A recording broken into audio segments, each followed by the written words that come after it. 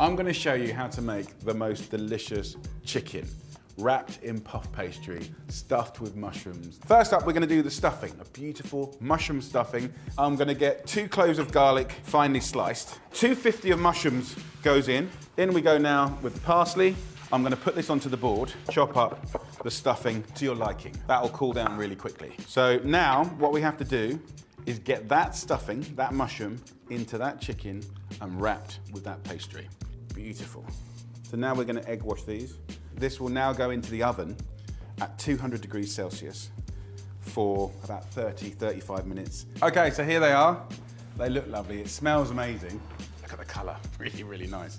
I'm going to show you now probably one of the simplest sauces that you can do. It's a beautiful, simple mustard sauce. We're going to fry some lovely whole grain mustard. I'm going to put in a nice little splash of white wine. So half a glass goes in. Then I'm going to go in with the cream. We'll bring it to the boil. You can see already it looks like a really nice sauce. And we're just going to divide that simple sauce across the plate. Look at that. Easy to serve. Let's try.